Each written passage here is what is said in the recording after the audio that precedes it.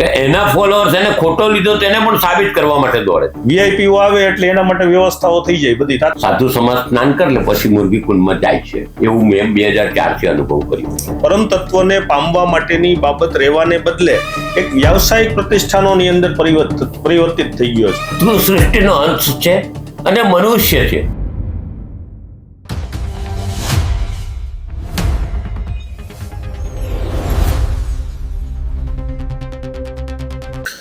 નમસ્કાર, ચક્રવાત ન્યૂઝમાં આપનું સ્વાગત છે. મિત્રો, આપણે જોઈ રહ્યા છીએ કે તાજેતરના દિવસોમાં ધર્મ અને પરંપરાઓને લઈને એક વિવાદ ચાલી રહ્યો છે. ધર્મ એટલે આ બહુ અગત્યનો પ્રશ્ન છે. લોકો ધર્મની અલગ અલગ વ્યાખ્યાઓ કરે છે. ધ્રુવ ધારયતિ ઇતિ ધર્મ, જેને તમે જીવનમાં ધારણ કરો છો, જે આચરણ કરો છો, એ ધર્મ છે. સત્ય ન જાય તે ધર્મ, જે તમને સત્ય તરફ લઈ જાય એ ધર્મ છે. પરંતુ આપણા વેદો અને ઉપનિષદોમાં જે ધર્મની વાત કરવામાં આવી છે, જે જીવનના વ્યવહારની વાત કરવામાં આવી છે, જે નિયમો અને મર્યાદાઓની વાત કરવામાં આવી છે, એ પછી સંસારીઓ માટે હોય કે સંન્યાસીઓ માટે હોય, એનાથી કંઈક અલગ જ પ્રકારનું વાતાવરણ પ્રવર્તમાન સમયમાં જોવા મળી રહ્યું છે. આપણે જોઈએ છીએ કે અત્યારે ધર્મની લોકો પોતાને અનુકૂળ આવે એ રીતે વ્યાખ્યાઓ કરતા થઈ ચૂક્યા છે. ધર્મની જે પરંપરાઓ છે એમાં પણ લોકો જે આપણી વૈદિક બાબતો છે, જે સનાતન ધર્મનું મૂળ છે, એને ભૂલીને પોતપોતાની રીતે અનેક સંપ્રદાયોની અંદર અત્યારે આપણે વિભાજિત થઈ ચૂક્યા છીએ. ત્યારે આજે આપણી વચ્ચે આપણા ખાસ મહેમાન ડૉક્ટર જ્યોતિર્નાથ મહારાજ ઉપસ્થિત છે. આપણે એ પ્રયત્ન કરીશું કે ખરેખર તો ધર્મ અને સનાતનને સમજવાનો પ્રયાસ કરીશું, અને જ્યારે આવા વિદ્વાન સંત આપણી સાથે આજે ચર્ચા માટે મોજૂદ છે, ત્યારે માત્ર સનાતન ધર્મના નહીં, આ દેશના તમામ નાગરિકોને એક માર્ગદર્શન મળે અને આપણે સત્ય તરફ આપણી ગતિ કરીએ, એવા ઉદ્દેશ્યથી આજની આ પોડકાસ્ટ, આજની આ ચર્ચાનું આયોજન કર્યું છે. ચક્રવાત ન્યૂઝમાં આપનું સ્વાગત છે. બાપુ, સૌથી પહેલા હું આપની પાસેથી એ જાણવા માંગીશ કે સનાતન એટલે શું? અત્યારે સનાતન વિશે જાત જાતની વાતો થાય છે. છેલ્લા થોડા સમયની અંદર આ શબ્દ વધારે પ્રચલિત થયો છે. તો ખરેખર સનાતન, એની આપણે લોકોને સમજી શકે એ રીતે આપણે એની વ્યાખ્યા કરવી હોય, એ વાતને સમજાવવી હોય, સનાતન પરંપરાને, તો એના ઉપર આપ થોડી વાત કરો. સનાતનનો મતલબ છે કે સતત, અનંત, આદિકાળ ચાલતી પરંપરાઓ છે. એટલે કે જ્યારે સમાજમાં કોઈને ખ્યાલ નહોતો કેમ જીવવું, કેમ ખાવું, કેમ પીવું, ત્યારે પ્રકૃતિના દરેક તત્વોને ધ્યાનમાં લઈને જે પ્રણાલીઓ રચાય તે સનાતન છે.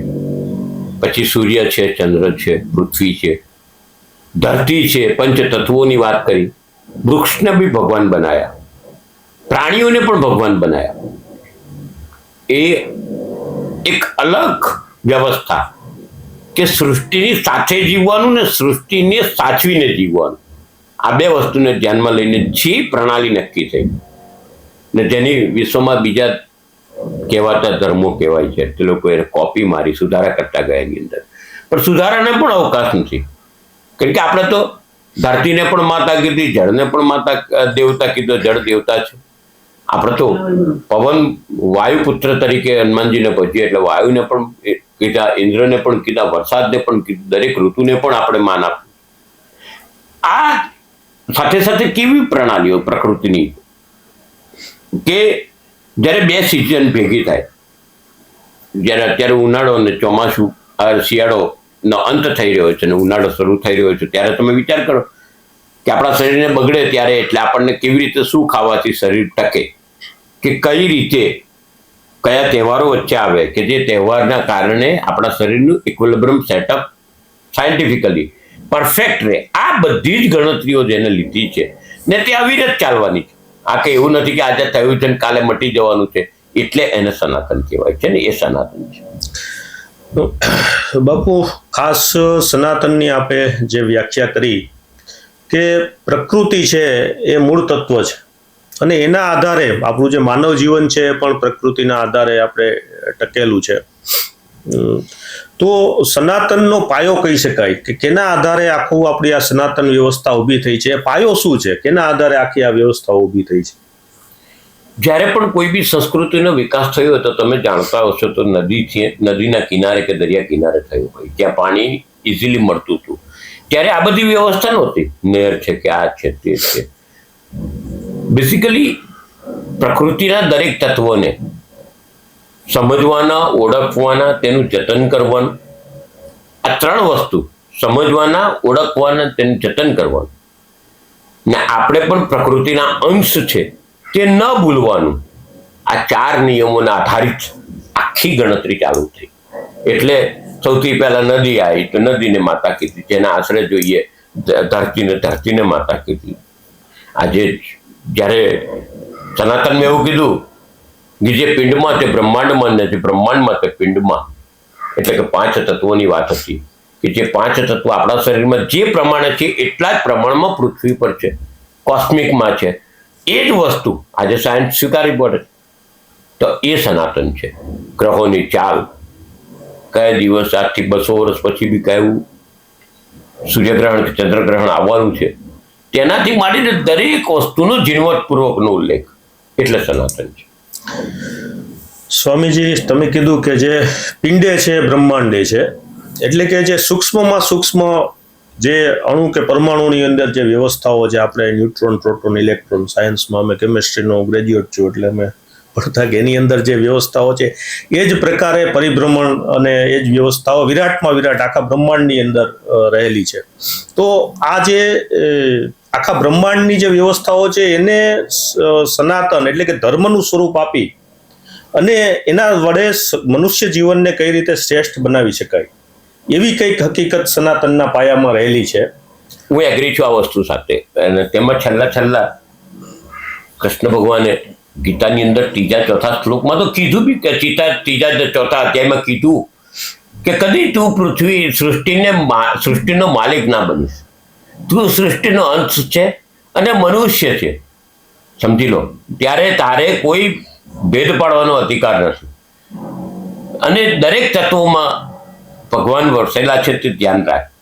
એ જ વસ્તુ શિવપુરાણમાં પણ કીધું, ઓમ તત્વમસી શબ્દનો ઉપયોગ કર્યો. Every elements of the world A God જ છે. સમજવાની આપણી તાકાત હોવી જોઈએ. આપણે તો અત્યારના જમાનામાં જુઓ કે સૃષ્ટિ સાથે ખેલવાડ કર્યો, સિઝનો અસ્તવ્યસ્ત થઈ ગઈ, સિસ્ટમ અસ્તવ્યસ્ત થઈ ગઈ. જ્યારે સિસ્ટમ જ અસ્તવ્યસ્ત થાય ત્યારે માનસિકતા પણ અસ્તવ્યસ્ત થાય. એટલે આ બધા પરિણામો ક્યાંથી ચાલુ થાય છે? સ્વામીજી, આપણા પરંપરામાં, આપણા ધર્મમાં 2 મુખ્ય કલ્પનાઓ છે, એક આત્મા અને બીજો પરમાત્મા. હવે આત્મા અને પરમાત્માના સંબંધોને લઈને સનાતનની અંદર અલગ અલગ પરંપરાઓ આવી છે સામે, દ્વૈતવાદ, અદ્વૈતવાદ, વિશિષ્ટાદ્વૈતવાદ. તો ખરેખર આ બધું આની પાછળનું સામાન્ય માણસ સમજી શકે, કારણ કે આ તો બહુ તાત્વિક બાબતો છે, બહુ ગહન બાબતો છે કે જે લોકોના વિચારથી પણ પર છે. લોકો તો શું, સંતો કે જેને આપણે ઋષિમુનિઓ કહીએ છીએ, એણે પણ આના ઉપર ઘણું બધું સંશોધન કર્યું, ઘણું બધું તપશ્ચર્યાઓ કરી અને પછી એણે કીધું કે નેતિ કે આ બધું સમજવું છે માનવીય મગજની બહારની વસ્તુ છે. છતાં પણ આપણો સામાન્ય માણસ અત્યારે જે ધર્મથી વિમુખ થતો જાય છે અને જે બાહ્ય ડંબરો છે, જે કપોળ કલ્પિત જેને કહી શકાય કે વાર્તાઓ છે, એના આધારે સંપ્રદાયોની અંદર એ ગુમરાહ થઈ રહ્યો છે. ત્યારે ખરેખર તો આ આખી પ્રકૃતિ, આત્મા, પરમાત્મા, આ બધું શું છે, એના વિશે આપણે સનાતનના આધારે શું કહી શકીએ? સનાતનના આધારે એવું કહેવાય કે દ્વૈતવાદ અને અદ્વૈતવાદની તમે વાત કરી કે વિશિષ્ટ અદ્વૈતવાદ, મૂળ વસ્તુ તો બધી જ એક જ છે કે પરમ તત્વોને પામવાની વાત છે. પરમ તત્વની જ્યારે વાત આવતી હોય તો દિગ્ગજભાઈ એક બહુ નાની વસ્તુ યાદ રાખવાની દરેકે જરૂર, અને તે શબ્દ દરેકમાં લખ્યું છે કે મુझ में राम, तुझ में राम, सब में राम पाइए. મહત્વની વાત છે કે મારામાં રહેલો રામ જ સામેનામાં રહેલો રામ છે. તો મારા રામથી સામેનામાં રામના ક્યાંક તકલીફ તો નથી થતી ને, આટલે લગીનું વિચાર્યું છે. સમજની વાત છે કે જે પરમ તત્વને નજીક છે અને પરમ તત્વના સૃષ્ટિના દરેક તત્વોમાં જો ઈશ્વરને જુએ છે તો તેને મંદિરથી મતલબ નથી, મૂર્તિથી મતલબ નથી, કારણ કે એને તો સર્વત્ર ઈશ્વર દેખાય છે. પણ જ્યાં સુધી સર્વત્ર ઈશ્વરની કલ્પના નથી થતી ત્યાં સુધી તમારે મૂર્તિને સાધન તરીકે ઉપયોગ કરવો પડશે. ત્યાં સુધી પણ તેના આ બધા પરંપરા માટે તમારે પરમ તત્વને પામવા માટે કોક ગુરુને ચરણે જવું પડશે. આવું ક્લિયર લખેલું છે. હું મારા મોઢાની કોઈ વાત નથી કરતો.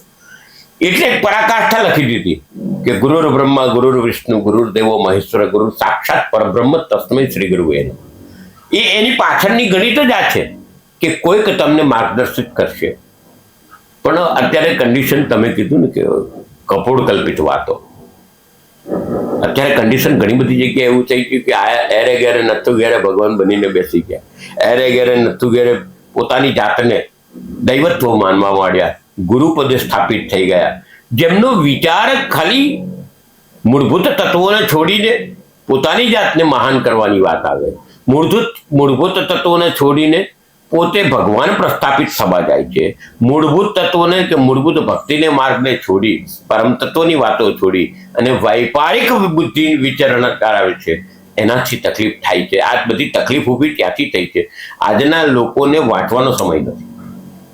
સૌથી મોટો પ્રોબ્લેમ એ છે, વાંચવાનો સમય નથી. એટલે આપણે તમે દ્વૈતવાદની શું વાત કરો, સામાન્ય અભ્યાસની વસ્તુઓ પણ વાંચી નથી શકતા.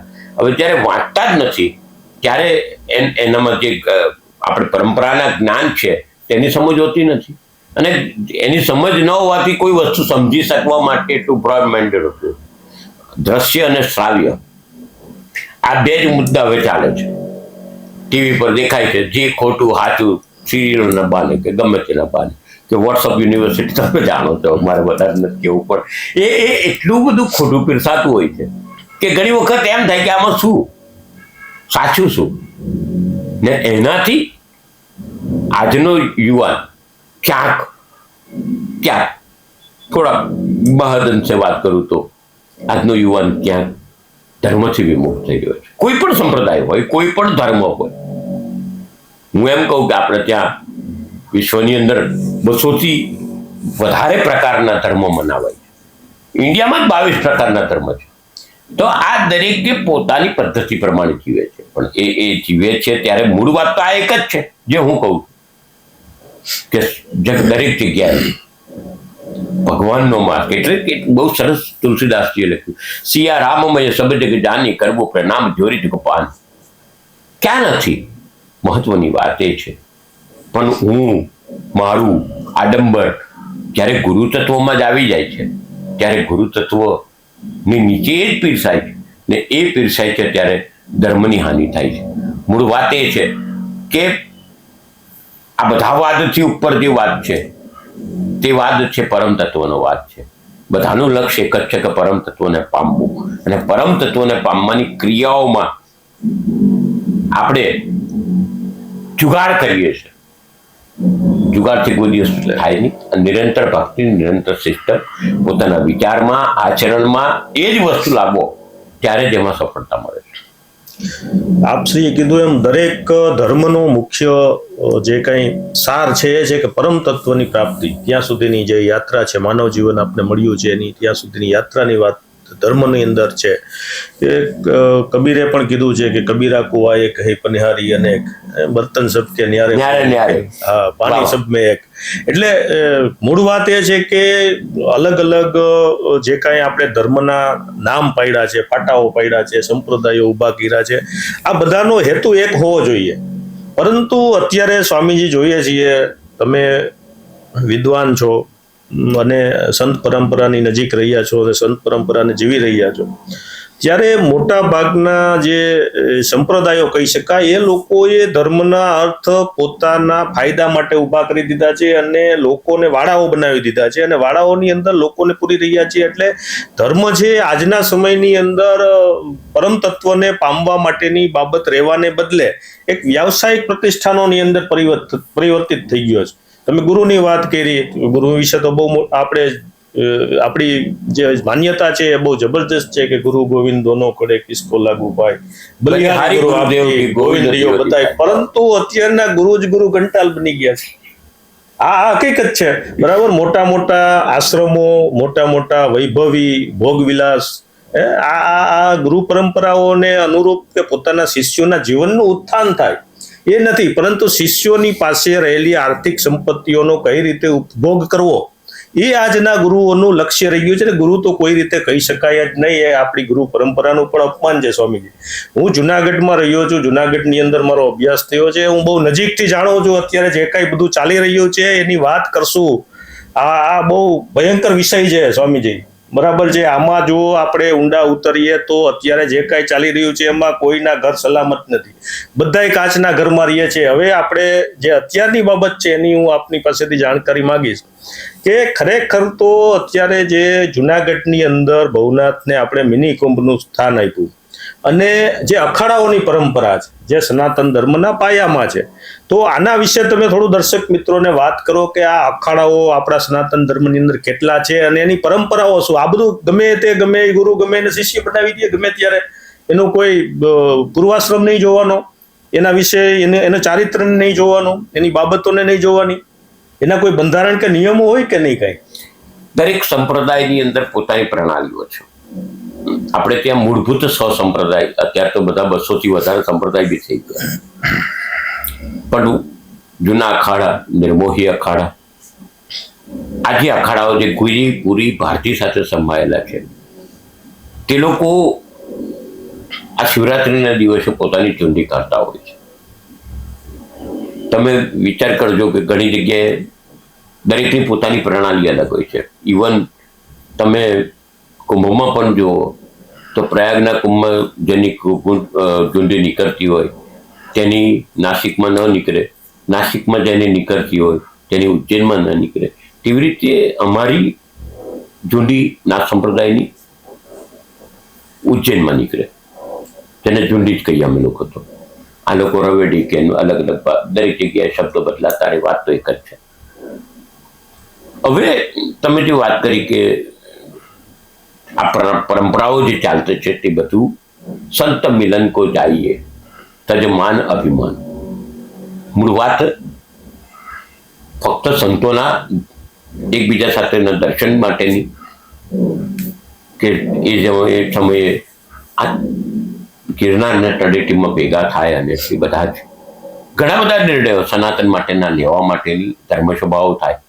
આ 4 દિવસ એના હોય છે ને સંત અમે એને દર્શન મેળા જ કહીએ છીએ. આ દર્શન મેળા તત્વ જતું રહ્યું અને પ્રદર્શન મેળા થઈ ગયું. આજે સમજી લો દર્શન જતા રહે ને પ્રદર્શન થઈ જાય તો બહુ મોટો ફેર પડી જાય. આપ જમીન જેટલું. હા, એટલે બેઝિકલી આ પ્રદર્શન મેળા થઈ ગયું. આમ જનતા લિમિટેડ લોકો જ આવતા હતા.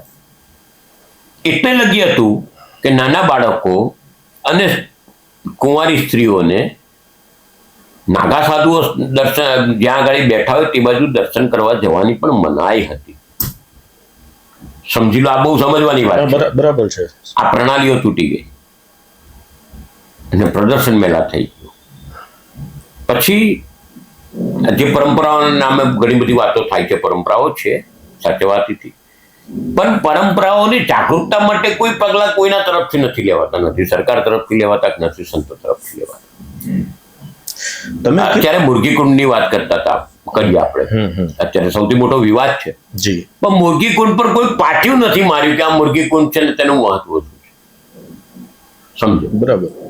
એકચ્યુઅલી નિર્દેશકતા હોવી જોઈએ.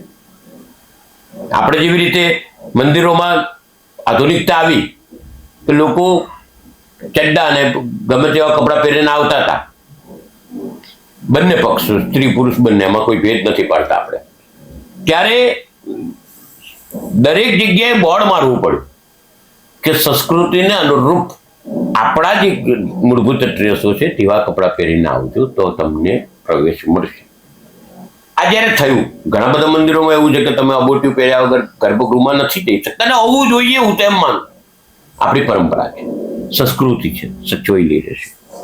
મહત્વનું એ થઈ ગયું કે નિર્દેશિકતા જ ના હોય કોઈ કહેવાવાળું ના હોય, કોઈ ધ્યાન રાખવાવાળું ના હોય, તો આવા વિવાદો થવાની સંભાવના વધી જાય. કારણ કે કોઈ પણ વ્યક્તિ આવે છે તે એવું સમજે કે આ તો ઓપન છે, બધા જઈ શકે છે. સ્વામીજી, આ તમે જે વાત પરંપરાની કરી કે કોઈ સ્પષ્ટ દિશા નિર્દેશન નથી. દાખલા તરીકે આ વખતે કીર્તિ પટેલે મૃગીકુંડમાં સ્નાન કર્યું અને એ કીર્તિ છે જાણીતો અને વિવાદિત ચહેરો છે, એટલે લોકો એને ઓળખી ગયા ને એને કારણે થઈ અને આ બધી વાર્તાઓ કે વાતો કે જે કઈ વિવાદ છે એ ઊભો થયો. પરંતુ દર વર્ષે જે કાંઈ લાગવગવાળા લોકો છે એ બધા આ જે કાંઈ સરઘસ નીકળે છે, રવેડી નીકળે છે, એમાં આગળ પડતા સ્થાને હોય છે. અને એમાંથી કેટલાય લોકો છે, કેટલી મહિલાઓ છે કે પુરુષ, આપણે મહિલા પુરુષના ભેદની વાત કરતા નથી, કારણ કે હોવો પણ ન જોઈએ. કોઈ મહિલાને માત્ર મહિલા હોવાને કારણે એને કોઈ બાબતોથી અટકાવી ન શકાય. તો આવું તો દર વર્ષે થાય છે અને વર્ષોથી આ જે કંઈ મૂળભૂત પરંપરાઓ છે એને પોતાના ફાયદા માટે તોડી મરોડી નાખવામાં આવી છે. જે વગદાર લોકો છે એમાં પોલિટિશિયનોનો સમાવેશ થાય છે, એમાં અધિકારીઓનો, પોલીસ અધિકારીએ પણ એક સ્નાન કર્યું એમાં, બરાબર છે. એટલે જે વગદાર લોકો છે એને કોઈ નીતિ નિયમ, બંધારણ, ધર્મ કાંઈ લાગુ પડતો નથી. એનો આ સગવડિયો ધર્મ બની ગયો છે કે જેને જે તાકાતવાળા લોકો છે, જે ક્ષમતાવાળા લોકો છે, જેની પાસે પાવર છે, એ લોકો ધર્મનો પોતાની રીતે ઉપયોગ કરી શકે છે. આપણે જોઈએ છીએ કે સોમનાથ મંદિરની અંદર વીઆઈપીઓ આવે એટલે એના માટે વ્યવસ્થાઓ થઈ જાય, બધી તાત્કાલિક એના માટે વ્યવસ્થા થઈ જાય ને એ બધું ત્યાં પૂજન અર્ચન ને કરી શકે, બરાબર. નેતાઓ હોય એવી રીતે કેટલાક આપણા આધુનિક જે પ્રાચીન મંદિરો છે, આધુનિક મંદિરો છે, એમાં વીઆઈપીઓ માટે અલગ બધી વ્યવસ્થાઓ પણ છે. તો આ ખરેખર તો સનાતનની પરંપરાની આપણે મોટી મોટી વાતો કરીએ છીએ, તો આને કેમ કોઈ અટકાવતું નથી? આ બાબતમાં ક્યારેય કોઈ સાધુ સમાજ શા માટે અવાજ ઉઠાવતો નથી કે ભાઈ આપણા સનાતન ધર્મનો પ્રત્યેક અનુયાયી, પછી સામાન્ય સામે ગરીબમાં ગરીબ માણસ હોય, કોઈ પણ જાતિનો હોય, ગમે ત્યાંથી ગમે તે પરિવારમાંથી આવતો હોય, એને સમાન અધિકાર મળવો જોઈએ. નેતાઓને, વીઆઈપીઓને અલગ ટ્રીટમેન્ટ શા માટે મળે? તો એના સામે સાધુ સમાજ, સાધુ ઉલટાના એની આગળ પાછળ ફરતા હોય છે. તો આના વિશે સાધુ સમાજ, આ કીર્તિ પટેલને ટાર્ગેટ બનાવવામાં આવે છે, તો આ બાબતોને ક્યારેય સાધુ સમાજ શા માટે નથી ઉઠાવતો? દુઃખની વાત છે આ કે 2004થી આ પરંપરા ઘૂસી. આ બી પરંપરા જ કહું છું, ખોટી બી હોય ને પરંપરા, સાચી બી હોય પરંપરા. 2004થી નેતાઓ, એટલે કે હું અધિકારી, પદાધિકારી, સાધુ સમાજ સ્નાન કરી લે પછી મુરગી કુંડમાં જાય છે, એવું મેં 2004થી અનુભવ કર્યો છે. એટલે આ કંઈ નવું નથી. તમે કહો તેમ 2004થી 2026 ને ગણો તો 22 વર્ષ થયા, બરાબર. 22 વર્ષથી આ થયેલ છે, ત્યારે કોઈ નથી બોલતું. આ તો ચર્ચિત ચહેરો છે એટલે વિષય બહાર આવ્યો. હું તો એમ કહું કે આ બહાર આવ્યું તો લોકોને ખબર પડશે સાચી પરંપરા શું. ઘણા માધ્યમ છે એવા કે જેનાથી ખબર પડે છે કે આ શું છે. તો વગદાર વ્યક્તિઓ અને વીઆઈપી કલ્ચર માટે હંમેશા અમે લોકો બોલતા રહ્યા છે. તેનો પ્રત્યક્ષ દાખલો આપું તમને તો અમે અંબાજીમાં બહુ હોબાળો કર્યો. પહેલા તમે જુઓ, અંબાજીમાં અત્યારે વીઆઈપી કલ્ચર ટોટલી બંધ થઈ ગયું. એવી રીતે આ એમના સેફ્ટી પ્રોટોકોલ માટે એમને આગળ દર્શન કરવા જઈએ, પણ ગર્ભગૃહમાં જતા હતા ને એ બધું હતું, બધું બંધ કરાવ્યું. બધી જ જગ્યાએ આ થવું જોઈએ. ઇવન ડાકોરમાં પણ અમે લડ્યા, વીઆઈપી કલ્ચર બંધ થયું. ઘણી બધી જગ્યાએ થયું ને થવું જોઈએ. સતત જાગૃતતાનો અભાવ છે. તમે કીધું કે ઘણી જગ્યાએ કોઈ આવે ત્યારે સાધુ સંતો પણ એની સાથે ફરે છે. જ્યારે પોતાનું કર્તવ્ય દરેક જણ ભૂલી જાય ને ત્યારે પ્રોબ્લેમ ઉભો થાય છે. જિગ્નેશભાઈ, કાયમ હું કહું છું ને, આજે બી એક કડવી વાત કહી દઉં કે અમે કોઈ કમાવા જતા નથી, સમાજ કમાઈને અમને ખવડાવે છે. આ બહુ જ કડવી વ્યાજ છે, જે સ્વીકારવી રહી. એટલે સમાજ આધારિત તમારું જીવન છે, તો અમારામાં એ સમજ હોવી જોઈએ. સમાજ આધારિત જીવન છે એટલે અમારામાં એ સમજ હોવી જોઈએ કે સમભાવ દ્રષ્ટિ રાખી. સંભાવ દ્રષ્ટિમાં ક્યાં ખામી આવે? સંભાવ દ્રષ્ટિમાં જ્યારે સંતત્વ વેપારી વર્ગ સાથે હાથ મિલાવીને વેપાર જેવી પ્રવૃત્તિઓ કરવા માંડે છે ત્યારે એટલે સ્વામીજી આ ભ્રષ્ટ થાય છે. આ પરંપરા ભ્રષ્ટ થાય છે. જી અને આ ભ્રષ્ટ થાય ને એટલા માટે પોતાના, તમે કીધું કાચના ઘરમાં બેઠા હોય તો પછી કાચનું ઘર બચાવવું તો પડે ને ભાઈ. આપણે મોબાઈલ પર ટપન લગાવીએ છીએ, એમને ટપન કદાચ પોલીસ સ્ટેશન ટપન લાગતા હોય છે.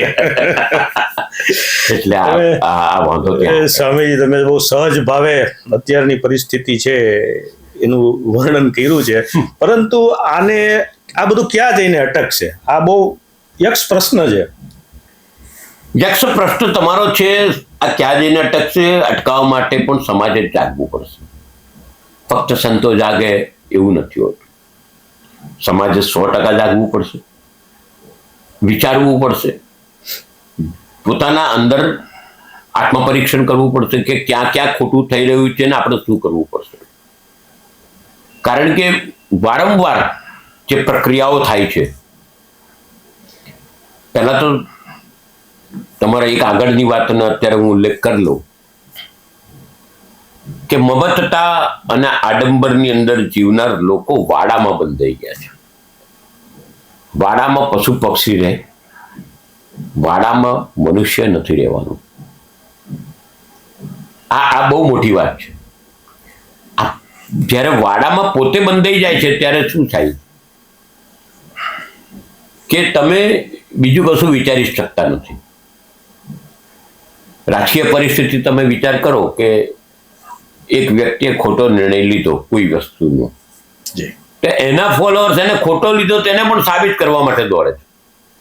જેને સાચું સાબિત કરવા જાતના પ્રયત્ન કરે, ક્લેરિફિકેશનો આપે. તેવી રીતે